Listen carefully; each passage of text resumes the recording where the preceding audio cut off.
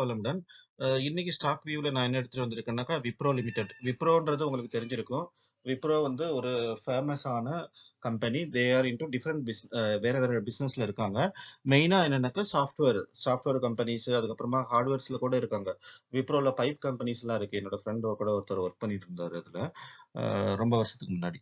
So Wipro வந்து ஒரு மாதிரி நல்ல well established big company. Different செக்டார்ஸ்ல இருக்கு. அதனால நான் இன்னைக்கு எடுத்து வந்திருக்கேன் டிஸ்கஸ் பண்ணலாம்ட்டு. நம்ம இன்ஜினியர் இன்வெஸ்டர் தமிழ் சேனல்ல. இது வந்து எப்படின்னாக்கா, நான் கொஞ்ச நாளைக்கு முன்னாடி, அதாவது இங்கிலீஷ் சேனல் ஸ்டார்ட் பண்ணி இப்போதான் 1 மாசம் ஆகுது. அப்போ ஸ்டார்ட்டிங்லயே ஒரு 2, 3 வீக்ஸ் முன்னாடி நான் எடுத்த டேட்டா அத வச்சு பேசுறேன். அதனால பிரைஸ் டிஃபரன்ஸ் பார்த்தீங்கன்னாக்கா, ஒரு ஸ்மால் வேரியேட் இருக்கும். இன்னைக்கு ஆக்சுவலா எப்படின்னாக்கா ₹260 இருக்கு. பட் நான் எடுத்தப்ப ₹250. ஸோ ₹10 டிஃபரன்ஸ் இருக்கு.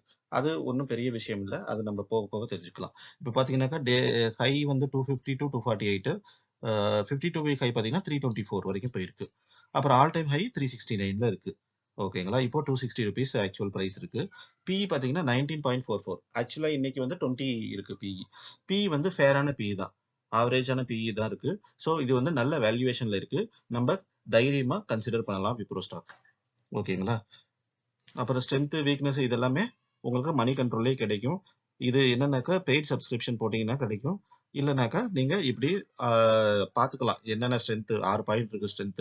வீக்னஸ்ல 4 பாயிண்ட் இருக்கு. மேஜர் பாயிண்ட் என்னன்னு இங்கேயே போட்டுருக்காங்க. Company with high TDM EPS growth நல்லா இருக்கு.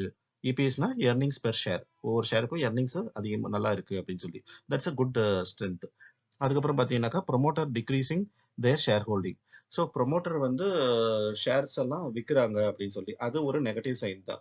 ஏன்னா ப்ரொமோட்டர் வந்து எப்போ விற்பாங்கன்னாக்கா, ஒன்று அவங்களுக்கு காசு தேவைப்படும் போது, இன்னொன்று அவங்களுக்கு ஸ்டாக் வந்து இன்னும் குறையும் அப்படின்ற பயம் இருக்கும்போது ஸ்டாக் வேல்யூ. பட் இதுல நான் என்ன நினைக்கிறேன், காசு தேவைப்படுதா இருக்கும். அதனால அவங்க வித்துட்டு எடுக்கிறாங்க. திரும்ப பைபேக் கூட அவங்க பண்றதுக்கு சான்சஸ் இருக்கு. ஏன்னா வெல் எஸ்டாப்ளிஷ்டு கம்பெனி, ஒரு ட்ரஸ்ட் ஒர்த்தி கம்பெனி. ஆப்பர்ச்சுனிட்டிஸ் பார்த்தீங்கன்னாக்கா 20 டேஸ் மூவிங் ஆவரேஜுக்கு மேல இருக்கு. த்ரெட்னு பார்த்தீங்கன்னா பிலோ 200 டேஸ் மூவிங் ஆவரேஜ் இருக்கு. அதை நான் த்ரெட்னு சொல்ல மாட்டேன். அது கூட ஒரு ஆப்பர்ச்சுனிட்டி தான் நம்மளுக்கு கன்சிடர் பண்றதுக்கு. ஏன்னா நம்ம பண்றது இன்வெஸ்டிங். பிரைஸ் சார்ட் பார்த்தீங்கன்னாக்கா 2025 ஸ்டார்டிங்ல இருந்து எடுத்திருக்கேன்.